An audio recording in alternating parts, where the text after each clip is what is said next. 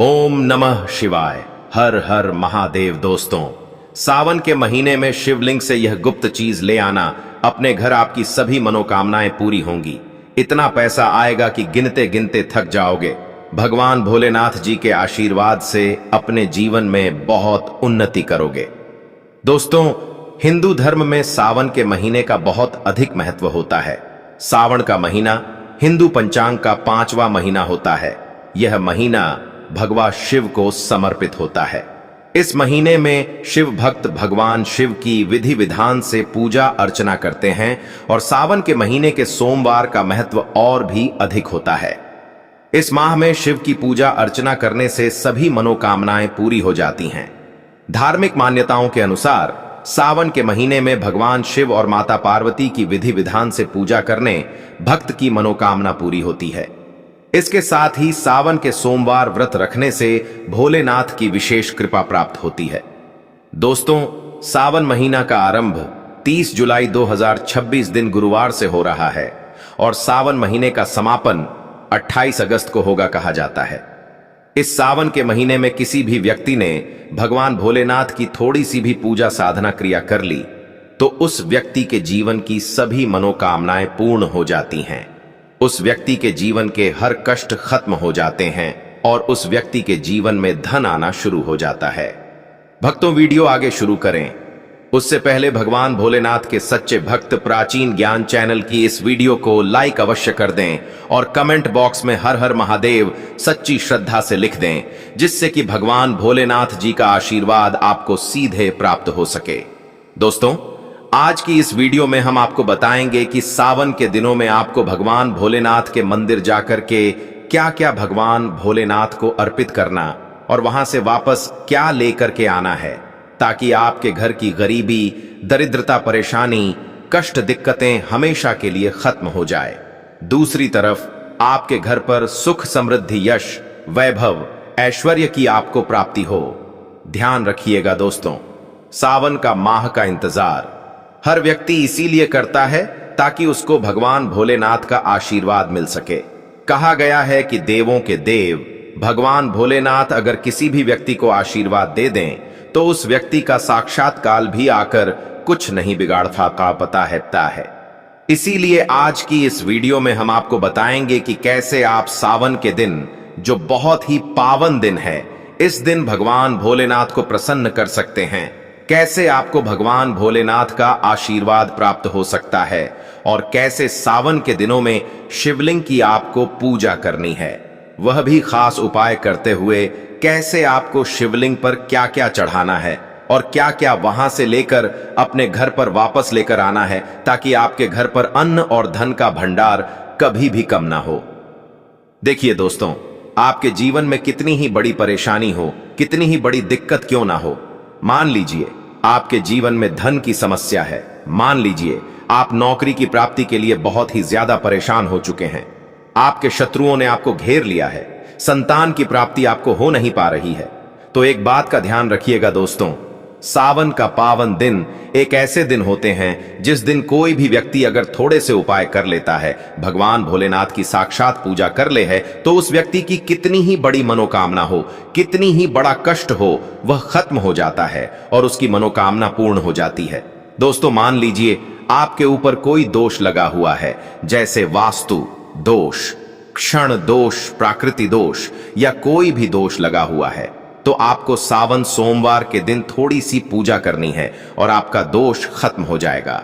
आपके जीवन से सभी परेशानियां चली जाएंगी और आपके जीवन में जो धन आना बंद हो गया था, उसका आगमन वापस शुरू हो जाएगा। मान के चलिए आपके जीवन में कभी भी कोई परेशानी नहीं रहेगी। बस दोस्तों, आज की इस वीडियो को लास्ट तक देख लीजिए और मान के चलिए भगवान भोलेनाथ के आशीर्वाद से आपकी सभी मनोकामनाएं भी पूरी होगी और आपके जीवन की सभी परेशानियां भी चली जाएंगी। देखिए, एक बात कही गई है कि जब भी हम भगवान भोलेनाथ की पूजा करते हैं, हमें धैर्य रखना चाहिए, विश्वास रखना चाहिए और श्रद्धा के साथ भगवान भोलेनाथ की पूजा करनी चाहिए, क्योंकि भगवान भोलेनाथ बहुत ही भोले हैं। वह किसी भी व्यक्ति की थोड़ी सी ही पूजा से, साधना से तुरंत ही प्रसन्न हो जाते हैं। इसलिए दोस्तों, सावन सोमवार के दिन कुछ ऐसी चीजें हैं जो आपको अवश्य पता होनी चाहिए, क्योंकि सावन सोमवार के दिन अगर आप भगवान भोलेनाथ के सामने पूजा करने जा रहे हैं तो मान के चलिए दोस्तों, आपने अगर कोई गलती कर दी तो भगवान भोलेनाथ आपसे क्रोधित हो जाएंगे। और आपने सही तरीके से पूजा की होगी तो साक्षात आपको भगवान भोलेनाथ उसी दिन आशीर्वाद दे देंगे और उस दिन के बाद आपके जीवन में कभी कोई परेशानी नहीं आएगी। आपको हमें एक एक चीज बताने जा रहे हैं, इसलिए इस वीडियो को लास्ट तक देखिएगा। सबसे पहले आपको भगवान भोलेनाथ के मंदिर जाना होगा। यह जितने भी उपाय आपको बताए जाएंगे यह मंदिर के उपाय होंगे। देखिए, होता क्या है कि कई लोग हमसे पूछते हैं कि गुरुजी हमारे घर पर शिवलिंग है, क्या हम घर पर पूजा नहीं कर सकते हैं?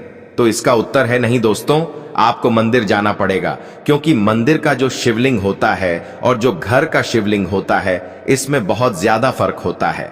जो मंदिर का शिवलिंग होता है दोस्तों, इसकी जो एनर्जी होती है वह आपके घर के शिवलिंग से करोड़ों गुना ज्यादा होती है। इसमें ऐसी सकारात्मक ऊर्जा होती है जिसके सामने अगर आप थोड़ी सी पूजा करते हैं तो तुरंत ही उसका फल आपको मिलता है और आपके जीवन की हर परेशानी चली जाती है। तो आपको जितने भी आज उपाय बताए जा रहे हैं आपके जीवन की परेशानी को खत्म करने के लिए, आपकी मनोकामना पूर्ति के लिए, उस उपाय के लिए तो आपको मंदिर जाना पड़ेगा। और सावन सोमवार का पर्व पड़ रहा है, वह आज दिन सोमवार को पड़ रहा है। तो यह दिन ऐसा है, इस दिन अगर आप मंदिर जाकर के भगवान भोलेनाथ की पूजा आराधना कर रहे हैं तो मान के चलिए दोस्तों, आपके जीवन में कभी कष्ट आ ही नहीं सकता। पूरे साल आपके घर पर अन्न धन का भंडार बना रहेगा। तो आपको क्या क्या ले जाना है वह कहीं पर लिख लीजिए, क्योंकि दोस्तों अगर आपने एक भी गलती कर दी तो आपकी पूजा संपन्न मानी नहीं जाएगी। दोस्तों, पहली चीज जो भगवान भोलेनाथ के लिए आपको जल ले जाना है। सावन सोमवार के दिन कई लोग हमसे यह कहते हैं कि गुरुजी, जल जो है वह तो शिवालय में भी मिल जाता है, शिव मंदिर में मिल जाता है। तो नहीं दोस्तों, वहां का जल आप तभी चढ़ाए यह जब कोई दिक्कत हो, वरना घर से ही जल ले जाना चाहिए। आखिर घर से जल क्यों ले जाया जाता है, इसकी भी बात सुन लीजिए। घर से इसीलिए आपको जल ले जाना है ताकि आपके घर का जो जल ले जा रहे हैं भगवान भोलेनाथ पर चढ़ाने के लिए, उसी जल के द्वारा आप भगवान से जुड़ जाएंगे। उस जल के द्वारा आप भगवान को अपनी सभी दिक्कतें बता देंगे और उस जल को जैसे ही भगवान भोलेनाथ पर आप चढ़ाएंगे, अपनी समस्याओं को बताते हुए वह समस्या आपकी खत्म हो जाएंगी। इसलिए घर से जल ले जाएगा। आप सबसे जरूरी चीज जो जल ले जा रहे हैं उसमें 2-4 बूंद गंगा जल जरूर डाल दीजिएगा, क्योंकि गंगा जल डाले बिना आपकी पूजा संपन्न मानी नहीं जाएगी। महाशिवरात्रि के दिन तो आपको जल ले जाना है, उसमें गंगा जल डाल करके दूसरा आपको 3 पत्ते वाला बेलपत्र ले जाना है। दोस्तों, बेलपत्र बहुत ही शुभ होता है। आपने अगर मान लीजिए एक तरफ 1000 कन्याओं को खाना खिलाया है, दूसरी तरफ भगवान भोलेनाथ को बेलपत्र चढ़ाया है, तो यह दोनों बराबर माने जाते हैं, इसलिए बेलपत्र जरूर ले जाएगा। तीसरा, आपको सफेद पुष्प ले जाना है। सफेद परमातपीवा पुष्प भगवान भोलेनाथ को चढ़ाए जाते हैं, इसीलिए सफेद पुष्प पर भगवान भोलेनाथ के लिए आपको ले जाना है सावन सोमवार के दिन, ताकि भगवान भोलेनाथ का आशीर्वाद आपको मिल जाए, जिसके बाद आपके जीवन के हर परेशानी खत्म हो जाए। दोस्तों, सफेद चंदन ले जाना अनिवार्य होता है सावन सोमवार के दिन। और ध्यान रखिएगा दोस्तों कि भगवान भोलेनाथ को अगर आप दूध अर्पित करने जा रहे हैं तो एकदम कच्चा दूध होना चाहिए, पका हुआ दूध नहीं होना चाहिए, कच्चा दूध होना चाहिए। अब आपको और क्या क्या ले जाना है देखिए, अगर आप चाहते हैं कि आपकी हर मनोकामना पूरी हो तो एक डिब्बा लीजिए, उसमें काली मिर्च भरकर ले जाइए। देखिए, बहुत ध्यान से सुनिए, जितनी आपको बातें बता रहे हैं, एक डिब्बे में काली मिर्च भर के एक लाल कपड़ा लीजिए, उसमें लौंग कपूर, इसको मौली धागे से बांध करके आपको अपनी जेब में रख करके ले जाना है। सिर्फ इतनी चीज आपको ले जानी है आज के दिन को। अब आपको पूजा कैसे करनी है, चलिए आपको बताते हैं, बहुत ध्यान से लास्ट तक देखिएगा। और जितनी भी चीज आपको बताई जा रही है, इन चीजों को आपको ले जाना है और शिवालय से वापस लेकर आना है अपने घर पर। ताकि आपको धन की प्राप्ति हो सके, आपकी कोई भी मनोकामना हो वह पूर्ण हो जाए। भक्तों, आप पहले जाएंगे मंदिर। सबसे पहले आपको इस बात का ध्यान रखना है, मंदिर जाने से पहले ही काले या नीले कपड़े का धारण करके मंदिर ना जाएं, वरना भगवान भोलेनाथ का आपको क्रोधित रूप देखना पड़ सकता है। सबसे पहले आपको यह करना है कि पतली धार बनाते हुए जल भगवान भोलेनाथ को अर्पित कर देना। बहुत ध्यान से सुनिए भक्तों, पतली धार बनाते हुए भगवान भोलेनाथ को जल आपको अर्पित कर देना है। अब आपको यह करना है दोस्तों कि भगवान भोलेनाथ को चंदन लगाना है। चंदन लगाने के बाद भगवान भोलेनाथ पर 3 पत्ते वाला बेलपत्र रखना है। 3 पत्ते वाला बेलपत्र रखने के बाद आपको भगवान भोलेनाथ पर सफेद पुष्प अर्पित कर देना है। सिर्फ इतना आपको करना है। दूध अगर आप चढ़ाना चाहते हैं तो दूध भी आप चढ़ा सकते हैं। इतना आपको करना है। इतना करने के बाद आपको वहां पर खड़े होकर 108 बार, बहुत ध्यान से सुनिए, 108 बार आपको ओम नमः शिवाय का जाप करना है। या तो आप 108 बार कर लीजिए या 1008 बार कर लीजिए। यह 3 ऐसी चीज है जो आपको करनी है। इतना करना है। अब आपको क्या करना है, एक डिब्बा जो काली मिर्च का आप ले गए हैं, उस काली मिर्च के डिब्बे को आपको शिवालय के जो गिरता हुआ शिवधारा है, जो शिवलिंग से वहां पर पानी गिर रहा है, उसी शिवहरि के पानी से आपको छू आना है और अपनी जेब में वापस रख लेना है। ये जो लाल पोटली आप ले गए हैं बंद करके लौंग की, इसको भी छुआ है, वापस रख लेना है। अब आपको क्या करना है, जिस लोटे में पानी ले गए थे या जिस लोटे में भी आप दूध ले गए थे, उसमें आपको क्या करना है, आपको जो भगवान भोलेनाथ का पानी वहां पर गिर रहा है, भक्तों ध्यान रखिएगा, शिवलिंग की जो पानी नीचे गिर रहा है उसी पानी का थोड़ा सा पानी अपने लोटे में ले लेना है। ध्यान रखिएगा, जो आपने लोटे में पानी भरकर ले गए हैं वह पानी वापस बचाना नहीं है, वह तो पूरा आपको भगवान भोलेनाथ को अर्पित कर देना। जो शिवलिंग से पानी गिर रहा है उस पानी को आपको अपने लोटे में वापस ले लेना है। भक्तों, मान लीजिए आप यह सोच रहे होंगे कि कई लोग वहां पर पानी चढ़ा रहे हैं, तो इस बात की आप चिंता ना करें, क्योंकि भगवान भोलेनाथ के शिवलिंग पर जब भी पानी चढ़ाया जाता है वह अमृत बन जाता है। कहां जाता है, कई देवी देवता शिवलिंग के पास अदृश्य रूप में खड़े होते हैं ताकि शिवलिंग से गिर रहा पानी वह धारण कर सके।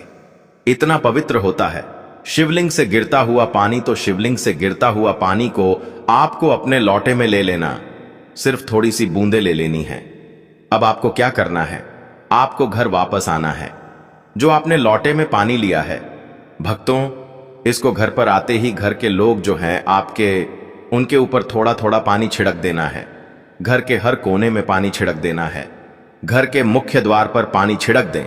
ना सिर्फ इतना आपको करना है, इतना आपने कर दिया। अब मान लीजिए पूरे साल आपके घर पर नकारात्मक शक्तियां नहीं आ पाएंगी। आपके घर पर कोई काला जादू, काली विद्या करवाने की कोशिश करेगा तो वह आपके घर पर नहीं कर पाएंगे। इससे आपके घर से नकारात्मक शक्तियां चली जाएंगी और सकारात्मक ऊर्जा आ जाएगी। यह जो अब काली मिर्च का भगवान भोलेनाथ जी के शिवलिंग से छुआ कर लाए हैं, इसको पूजा घर में रखें। ये जो काली मिर्च का डब्बा है आपके पास, इसे कभी भी आप किसी शुभ कार्य के लिए निकले, जैसे मान लीजिए आप बिजनेस मीटिंग के लिए जा रहे हैं, नौकरी की प्राप्ति के लिए जा रहे हैं, काली मिर्च घर के मुख्य द्वार से पहले रख के उसको कुचल हुए निकालिए। मान के चलिए आपके काम में जो भी बाधा आने वाली होंगी वह बाधाएं भगवान भोलेनाथ के आशीर्वाद से अपने आप है हट जाएंगी और आप जिस कार्य के लिए भी जाएंगे उस कार्य में आपको सफलता मिलेगी। दोस्तों, भगवान भोलेनाथ का यहां पर आपको साक्षात आशीर्वाद मिलेगा। सावन सोमवार के दिन और आपके जीवन से हर परेशानी चली जाएगी। सावन सोमवार की रात आप अपनी सभी प्रकार के बुरी अनिष्ट शक्तियों से छुटकारा पा सकते हैं। जो लोग भोलेनाथ माता पार्वती की पूजा करना चाहते हैं वह इस दिन अपने घर पर पर्त का शिवलिंग रख लीजिए। अभिमंत्रित होना चाहिए। जो भी शिवलिंग आप रखें अच्छे से उनको मंत्रों द्वारा भी अभिमंत्रित करके रखें। स्फटिक हो, नर्मस्वर शिवलिंग हो, कोई भी रखिए, अच्छे से उनको भोलेनाथ को अपने घर पर ही पूजन कीजिए, एक लौटा जल चढ़ाकर, क्योंकि मंदिरों में बहुत भीड़ भाड़ होती है और सावन सोमवार पर यही भीड़ का नजारा बहुत ही खूबसूरत लगता है। कोने कोने में शिव भक्त है। अगर आप मंदिर में नहीं जा सके या ठीक से जल नहीं चढ़ा पाए तो घर में ही शांति से आप पूजन करें। गन्ने का रस हुआ, पंचामृत हुआ, इससे आप इस दिन भोलेनाथ का अभिषेक कीजिए।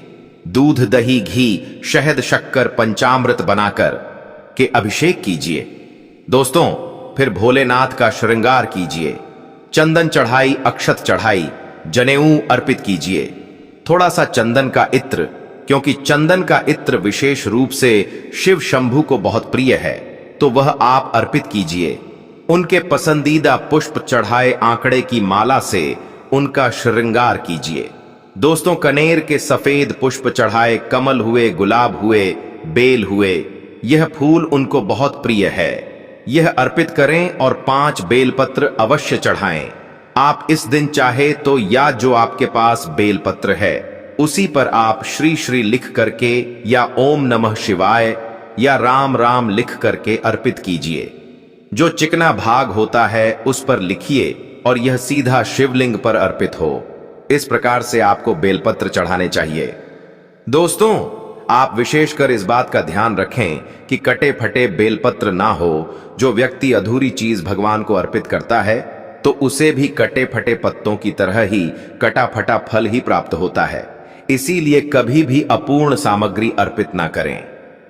दोस्तों, कहते हैं कि जब भोलेनाथ ने गले में विष धारण किया था तो आदि शक्ति मां के कहने पर देवताओं ने भगवान शिव के सिर पर भांग, धतूरा, बेलपत्र आदि रखा और निरंतर जल अभिषेक किया था, जिसकी वजह से उनके मस्तिष्क का ताप कम हुआ था। और उस समय से ही भोलेनाथ को भांग धतूरा चढ़ाया जाता है। और यह बात भोलेनाथ के भक्तों में बहुत कम लोगों को ही पता है कि इसी कारण शिवलिंग पर भांग धतूरा चढ़ाया जाता है।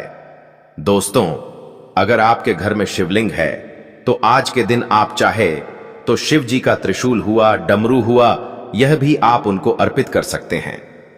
शिव के डमरू की दमदम की ध्वनि मंगल गुरु से संबंधित होती है, क्योंकि चंद्रमा उनके मस्तक पर विराजमान होकर अपनी क्रांति से अनंत आकाश में जटाधारी महामृत्युंजय को प्रसन्न करता है और बुध आदि ग्रह है इसमें संभव से सहायक होते हैं। तो यह आज के दिन डमरू अर्पित करें। भोले बाबा का डमरू आप धारण भी कर सकते हैं। अभिमंत्रित करके आप अपने शरीर पर छोटा सा चांदी का डमरू धारण करें। भक्तों, अगर आपको यह प्राचीन ज्ञान चैनल के माध्यम से प्राचीन जानकारी अच्छी लगी हो तो वीडियो को लाइक कर दीजिए और कमेंट बॉक्स में सबसे दिल से हर हर महादेव लिख दीजिए। धन्यवाद।